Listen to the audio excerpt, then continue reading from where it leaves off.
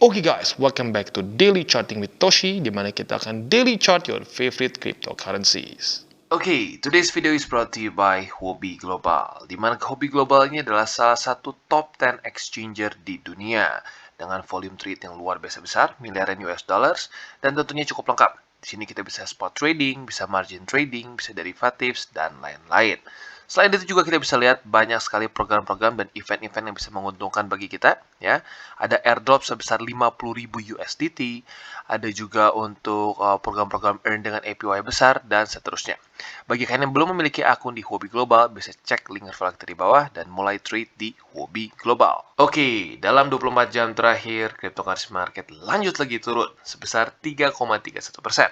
Dengan total market cap mencapai di 1,19 triliun US dollars. Dan kita bisa lihat Bitcoin drop dari summer low, alias dia close daily jauh di bawah dari summer low, ya. Dan itu merupakan penurunan sebesar 2,42%. Ethereum drop lebih parah lagi sebesar 6,1% dengan harga di 1.675. BNB dia drop sebesar 0,49, nggak terlalu besar ya untuk BNB. Cardano drop sebesar 6,69%. Kemungkinan besar ini mendekati MA20 daily ya. Kita lihat retestnya separah apa. XRP drop 4,12%, lalu Solana sekitar 7%, Polkadot 5,4 dan seterusnya ya. Lagi-lagi ini adalah salah satu resiko yang kita ambil apabila kita terus akumulasi altcoin saat dalam kondisi bear market ya. Makanya gue bilang untuk kemarin akumulasi altcoin lebih baik yang memang portofolionya lebih berat ke BTC dan ETH ya. Nah, kalau kita lihat di sini untuk Bitcoin daily close-nya nggak bagus ya. Dia drop dengan cukup signifikan dan walaupun sudah beberapa hari sebelumnya MA20 dan struktur ini bisa menahan harga Bitcoin, akhirnya jebol juga ya. Nah, sekarang yang menjadi concern adalah apabila di sini mulai ke-reject ya. Sebelumnya kita bisa lihat benar ke-reject, tetapi beberapa kali tembus seperti di sini dan seterusnya. Ya, jadi nggak pernah ada rejection yang benar-benar kuat, hanya paling sekali di sinilah ya dan 2 kali di sini. Jadi, andaikan benar-benar ter-reject dan tembus dari 28.500-an, siap-siap probabilitas untuk Bitcoin ke skenario A semakin besar. Dan buat kalian yang mungkin nggak terus stay tune ya, buat yang nggak tahu apa itu skenario A, skenario A adalah di mana BTC kemungkinan akan jebol dan ini menjadi daerah supply ke MA200 weekly ya. Jadi kalau kita lihat di sini ya, dari mana itu teorinya? Teorinya ini adalah dari saat saat di weekly ya, MA20 dengan 50 sudah death cross. Nah, dari sebelum-sebelumnya kita bisa lihat ya, di 2020 saat Covid crash, di mana lagi? Di sini ya, di Juli 2018, saat terjadi death cross antara MA20 dan 50, yang terjadi adalah apa? Bisa sideways dulu, bisa terbentuk daerah supply dulu, akhirnya ujung-ujungnya apa? Kapitulasi. Ya. Jadi kita harus siap-siap ya. Ada kemungkinan besar kalau sampai skenario A terjadi dalam beberapa hari ke depan, ya apalagi kalau weekly close ya. Kalau weekly close dari Bitcoin di bawah dari 29.700, siap-siap probability-nya bisa sampai drop ke sini ya. Alias ke daerah berapa nih? 22.298 USD ya. Nah, tentunya andaikan sampai mulai kena di MA200, ini adalah satu tempat yang sangat baik untuk kita akumulasi ya. Karena seperti yang kita sudah bilang sebelum-sebelumnya, MA200 secara historically ya adalah tempat yang sangat bagus untuk kita beli Bitcoin. Kita ambil contoh di sini ya di Desember 2018 ya. Kita cek andaikan kita beli di sini sampai local top di sini saja kita sudah bisa profit sebesar 342%. Kalau kita tarik lagi ya sampai tertingginya di 2021 ya, alias dia sekitar sini lah ya di November, itu kita bisa lihat keuntungannya sebesar berapa? 2000% ya, which is really big. Nah, tetapi yang harus kalian siap adalah ini bukan trade sebulan 2 bulan ya. Kita cek dari 2018 sampai 2022 ya, basically ya, nggak 2022 ya, di 2021 di sini ya. Basically ya nyaris 3 tahun. Nah, ini dia makanya kenapa gue bilang lebih aman, ya lebih tenang dan lebih nggak stres kita berpikir seperti menabung di cryptocurrency markets, ya. Jadi kalau turun ya nggak apa-apa, asalkan kita beli di support-support, ya. Nah, tetapi sekali lagi gue ingatkan, orang banyak berpikir, wah gila ya 2000%. Kalau 2000% dikasih leverage 100, wah berapa ratus ribu persen? Yes, Tapi jangan lupa, futures butuh apa? Butuh margin yang kuat dan butuh juga ya fee.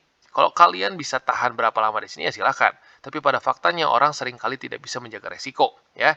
Alias pasang raka gitu. Raka di 200 berharap jadi sultan dalam beberapa hari.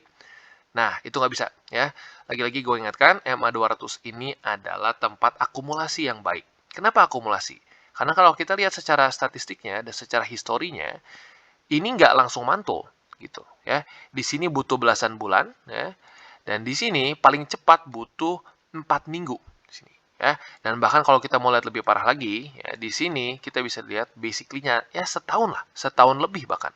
Dia akumulasi di MA200 weekly ya.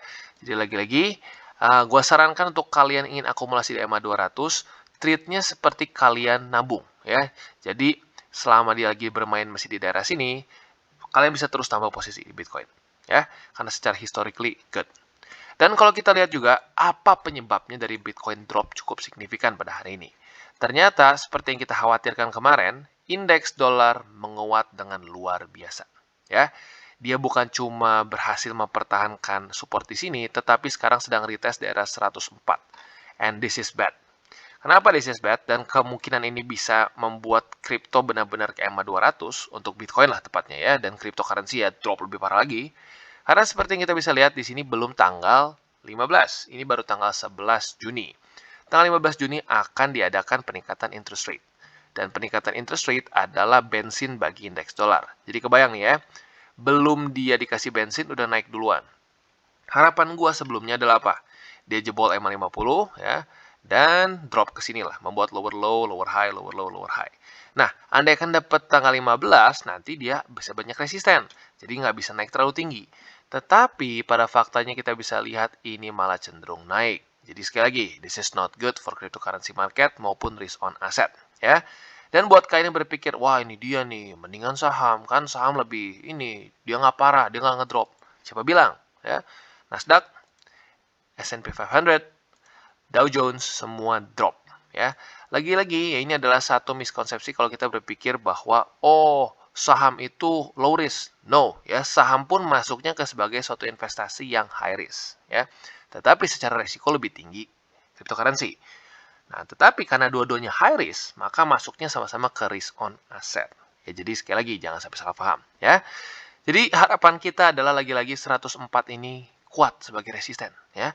Kalau ini tembus lagi ya, apalagi kalau dia bisa nanti santai di daerah sini, nunggu tanggal 15 ya siap-siap. Kemungkinan besar akan lanjut lagi ke level baru dan tentunya kalau ini lanjut ke level baru ya kemungkinan besar ini benar-benar yang akan membawa Bitcoin sampai ke daerah MA200 weekly ya. Jadi ya semakin ini kuat ke atas, semakin besar peluang untuk skenario A. Ya, semakin besar ini turun, semakin besar juga kemungkinannya ini skenario B, yaitu dia ke MA200 daily. Ya. Jadi kurang lebih seperti itu untuk Bitcoin. Untuk detailnya kita akan bahas di belakang. Oke, dan untuk buy limit kita bisa lihat ya, untuk Bitcoin kita bahas dulu ke chart biasa. Jadi ya sekarang tinggal kita lihat apakah dia akan retest lagi dari 297 dan ke reject plus membuat lower low atau tidak. Kalau dia membuat lower low, tentunya siap-siap para konservatif bisa ya mungkin akan terjemput dalam beberapa hari sampai minggu ke depan. Ya. Jadi untuk sekarang gue ulangi ya, untuk yang medium sampai high risk sudah beres, posisi sudah tembus. Ya, tinggal kita lihat apakah dia punya momentum bisa ke atas lagi atau tidak. Dan untuk sekarang tinggal kita bersabar di MA200 weekly yang ada di harga 22.300 kalau kita buletin. Ya, tepatnya 22.298. Tapi kita buletin aja biar gampang. Ya. Dan sekali lagi gue ingatkan, MA200 weekly ini bukanlah daerah automantul sultan. Ya. Kita lihat pada faktanya, seperti yang tadi kita sudah bahas dengan panjang di depan, ini adalah daerah akumulasi, ya, bukan daerah pantulan sultan. Dan sekali lagi gue ingatkan, untuk kalian yang kepikiran untuk leverage, please hati-hati, karena kita bisa lihat dari MA200 weekly, ini drawdown-nya masih bisa cukup dalam, sampai 30%. Jadi, gue ingetin sekali lagi, buat kalian yang ingin memakai leverage di MA200, pastikanlah kalian hitung dengan benar, jangan sampai margin kalian jebol kalau minus 30%. Ya. Karena cukup banyak yang pasti kepikiran seperti itu. Ya. Dan please jangan pakai duit pinjol atau duit panas apapun juga ya. Ya terutama pinjol. Kalau nggak ya ujung-ujung digedor. Ya. Dan itu bukan cuma sekali terjadi ya. Sebelumnya juga pernah terjadi di sini. di 2000 berapa nih? 2015 di mana drawdown-nya lagi-lagi sekitar 30%. Jadi andaikan kalian sampai mau pakai leverage, pastikanlah minimum andaikan dia drop 30% lebih dalam daripada EMA 200, kalian nggak kena likuidasi, ya. Jadi kurang lebih seperti itu untuk Bitcoin, dan bagi kalian yang tertarik untuk akumulasi Bitcoin, altcoins, dan lain-lain, jangan lupa bisa menggunakan link referral kita di bawah, ya.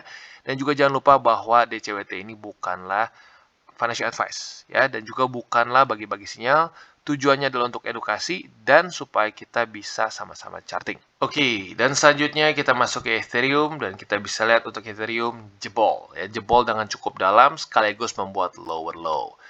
Not good at all untuk Ethereum. Karena kita bisa lihat basically sejak kapitulasi dia pada tanggal 12 Mei, dia masih terus membuat satu pola lower low, lower high, lower low, lower high, lower low, lower high, dan lower low lagi, ya.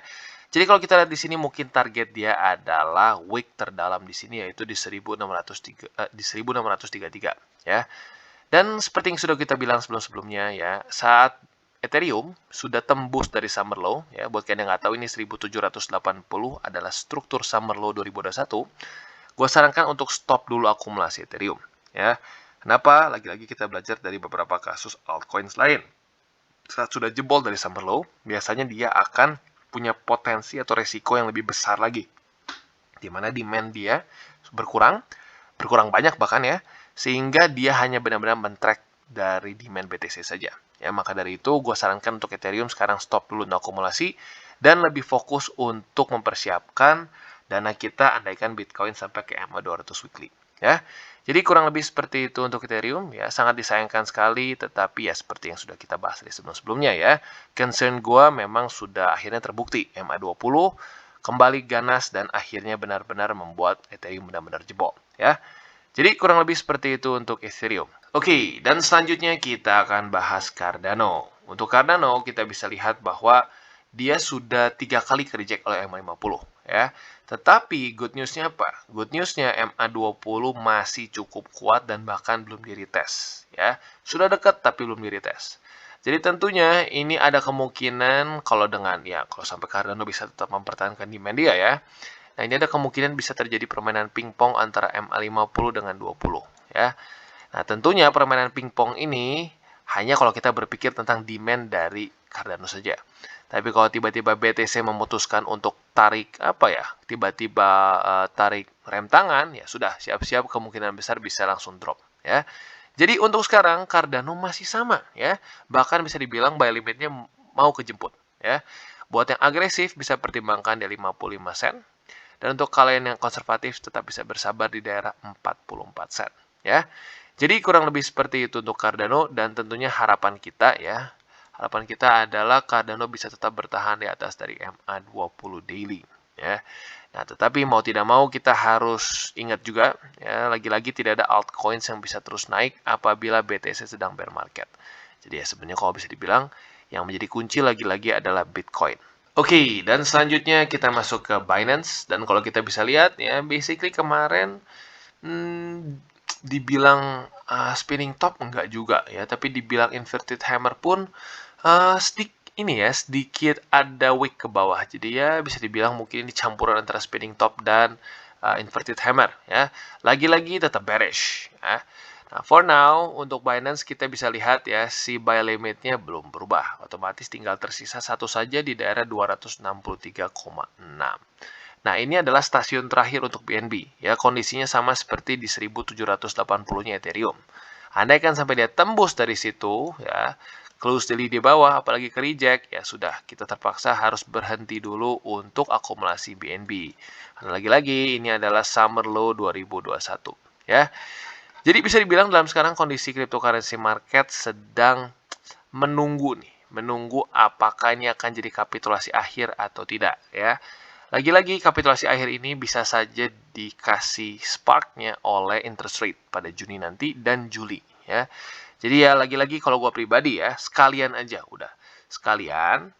kapitulasi kita reset, ya, daripada kita stuck di daerah sini lama banget. Kita cek sendiri deh, ini basically dari kapan nih stuck di price range ini? Basically sejak 12 ya 11 Mei lah atau Mei lah, kita bilang Mei sampai sekarang. Ya, jadi basically udah sebulan lebih begitu. Jadi cukup annoying ya, dan ya kalau gue pribadi lebih prefer sekalian saja udah dia kapitulasi ke 200 sehingga altcoins juga bisa pelan-pelan rebuild.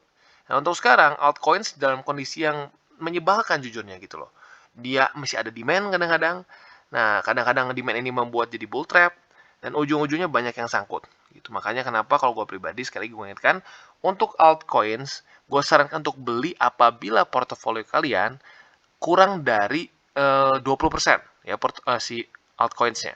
Apabila altcoins kalian sudah terlalu banyak, ya 80-90% portofolio kalian adalah altcoins, gue sarankan untuk tidak lagi tambah altcoins, ya, dan fokus di BTC. Jadi kurang lebih seperti itu untuk BNB. Oke, dan selanjutnya kita masuk ke Cosmos atau Atom, ya. Dan lagi-lagi Cosmos di reject oleh Summer Low. Ya, ini sudah kedua kalinya. Not good. Ya, jadi Atom sudah jelas masuk ke salah satu aset yang tumbang dari summer low, ya. Dan sayangnya bukan cuma tumbang saja, kalau Ethereum kan baru tumbang nih. Dia udah tumbang dari tanggal 8 Juni dan sudah ke reject 2 kali, which is not good. Jadi untuk sekarang Atom kita putuskan untuk tidak akumulasi lagi dulu, ya, sampai dia bisa reclaim lagi daerah $9. Sebelum dia bisa reclaim, ya sudah terpaksa kita tunggu dulu dan bersabar, ya. Dan ini bisa kita lihat ya salah satu bukti bahwa altcoin sangat dipengaruhi oleh BTC, sangat berkorelasi tinggi. Ya. Ada beberapa yang bilang kenapa sih bang, kenapa sih harus berkorelasi gitu? Ya market yang menentukan. Itu lagi-lagi market ini punya invincible hand yang bisa menentukan. Gitu ya. Contoh, kenapa Bitcoin harus berkorelasi dengan Nasdaq, S&P dan lain-lain? Ya, padahal kan sebenarnya aset berbeda. Ya, lagi-lagi dulu nggak ya, awal banget 2011 di bawah dari 2010 gitu ya. Bitcoin literally punya market sendiri yang terpisah dari semua traditional markets. Tetapi semakin banyaknya orang mengadopsi cryptocurrency, semakin banyak yang berspekulasi dan mulai mengkategorikan BTC sebagai satu risk on asset ya, masuk ke dalam ya saham-saham, terutama tech stock. Ya, karena lagi-lagi tech stock ya itu masuknya menjadi satu saham-saham yang dianggapnya lebih high risk ya. Nah, maka dari itu BTC seperti dimasukkan ke daerah sana tapi bisa dibilang lebih volatile lagi ya. Jadi lagi-lagi ya yang mengatur korelasi ini adalah market sendiri ya. Dan sampai sekarang altcoins masih sangat terkorelasi ya. Jadi lagi-lagi untuk Atom gua sarankan untuk tidak akumulasi sampai dia berhasil reclaim daerah $9. Oke, dan selanjutnya kita akan update mengenai Sandbox dan nanti sekaligus juga mana, ya. Nah, kalau kita bisa lihat permasalahannya nggak jauh-jauh dari mana MA20, ya si Mike Tyson, ya. Jadi kita bisa lihat pada tanggal 6 Juni sebenarnya dia sempat daily close di atas dari MA20, which is good, ya. Tetapi besoknya langsung breakdown lagi, berarti ya false breakout masuknya ya. Dan setelah itu dia terus reject MA20 sampai akhirnya tanggal 10 Juni kemarin dia drop juga ya. Nah, jadi tentunya yang seperti kita bisa lihat ya, dia semakin kehilangan momentum. Tapi jujurnya kalau dibilang not as bad as others ya. Dia masih ada summer low minimal ya. Jadi sekali lagi untuk Sandbox dia sebenarnya summer low masih cukup jauh bahkan ya. Masih di daerah masih jauh banget lah ya. Nah, untuk sekarang kita masih ada struktur ya. Nah, struktur ini adalah struktur resisten pada tanggal berapa nih? Ya, basically Agustus tahun lalu lah ya. Dimana sebelumnya ini menjadi resisten cukup kuat dan pada tanggal 29 Oktober dia tembus. Nah, jadi bisa dibilang ini akan menjadi satu daerah support. Tinggal pertanyaannya, apakah daerah support ini cukup kuat untuk menahan Sandbox atau tidak ya? Jadi untuk sekarang buy limit bisa pertimbangkan yang terdekat adalah di daerah $1 lebih ya kalau kita buletin 2 sen ya 1002. Jadi kurang lebih seperti itu untuk Sandbox. Dan ya jujurnya kalau ngomong probability ini secara price action cukup mirip seperti BTC ya. Sama-sama sepertinya membuat daerah supply. Ya, jadi BTC, Sandbox secara price action cukup mirip ya. BTC mungkin akan menuju ke EMA 200 weekly. Di sini ya mungkin target paling dekatnya $1 lebih 2 sen. Oke, dan selanjutnya kita masuk ke Decentraland Mana. Dan basically untuk Decentraland Mana secara price action sangat mirip dengan Sandbox. Ya, kita lihat di sini tanggal 6 Juni, Sandbox tanggal 6 Juni basically the same, ya. Permasalahannya sama-sama di MA20 daily, yaitu sekarang kita kasih nickname Mike Tyson ya, karena kita dipukulin terus, dibikin KO terus ya. Nah, jadi untuk sekarang tentunya apalagi dalam kondisi BTC seperti ini, kemungkinan besar targetnya akan ke daerah sini, 70 sen. Ya, jadi 70 sen ini adalah sebuah struktur yang terbentuk karena kapitulasi dari Decentraland Mana pada tanggal 11 sampai tanggal 12 Mei. Ya. Di sini dia menemukan floor dan mulai ya, naik dari situ. Ya. Nah, jadi untuk sekarang bagi kalian yang ingin akumulasi Decentraland Mana bisa pertimbangkan di daerah 70 sen. Dan kalau kita lihat summer low, dia sebenarnya masih ada di sini ya, summer low dia di sini. Bahkan lebih dalam ya, summer low dia itu cenderung unik ya, malah lebih dalam dibandingkan beberapa aset lain. Kalau kita lihat di sini summer low-nya kita kasih tanda aja ya di daerah sini. Berarti sekitar 43 sen ya. Jadi kurang lebih seperti itu untuk Mana ya. Yang pertama buy limitnya bisa pertimbangkan di 70 sen. Ini mungkin masuknya lebih ke ya medium ke high risk. Ya lebih ke medium lah di sini ya di 70 sen. Dan untuk yang konservatif bisa tetap bersabar di summer low 2021 yaitu di 43 sen. Jadi kurang lebih seperti itu untuk Mana.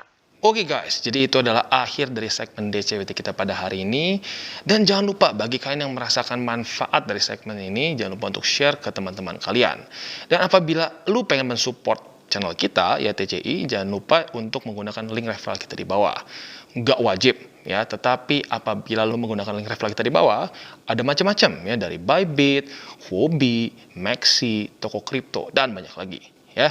Ya, walaupun nggak wajib, tapi kalau menggunakan link referral kita, lu secara langsung membantu perkembangan dari TCI. Dan satu lagi, jangan lupa juga untuk join Telegram group kita, di mana kita bisa ngobrol-ngobrol santai mengenai dunia cryptocurrency secara dua arah. So, jangan lupa untuk like, subscribe, click the bell icon, and see you on the next video.